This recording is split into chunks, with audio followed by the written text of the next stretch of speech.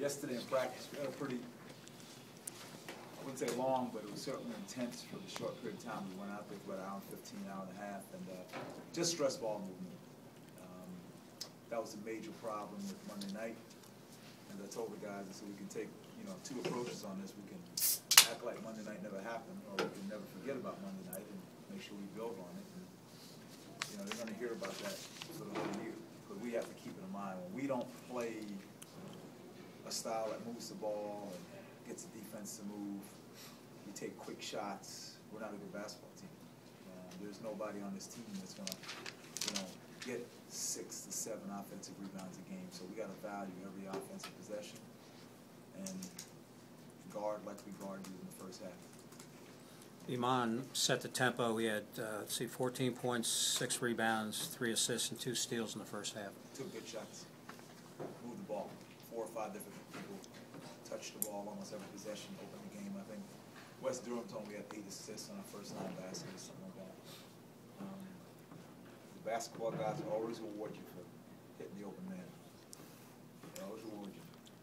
How important was it to get a big enough lead where you can rest guys in the second half, since you got the 3 games in 5 days? That's not what happened in the second half.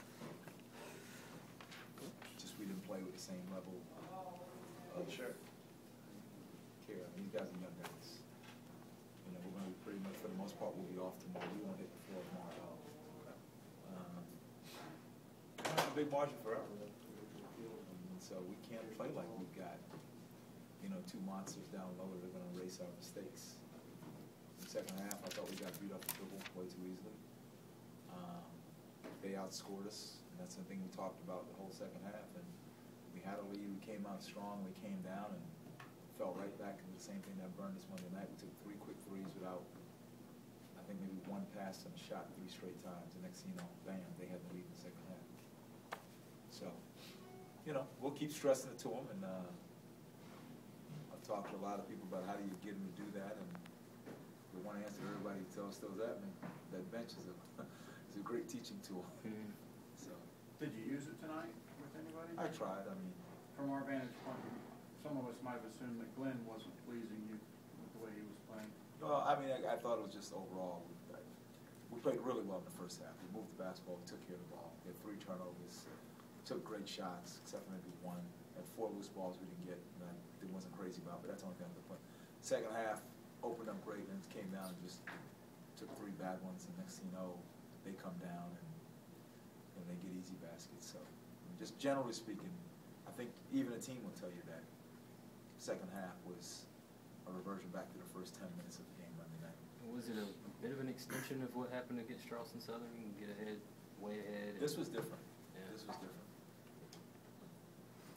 I asked yesterday, and you were puzzled, and I was met with derision from my colleagues about the alpha male concept. Is it conceivable, though, that Iman, if he comes out and plays, particularly the way he did in the first 25 minutes, night in, night out, that's what he's capable of doing. Through Iman from here on? Iman is capable of posting some really good lines like this.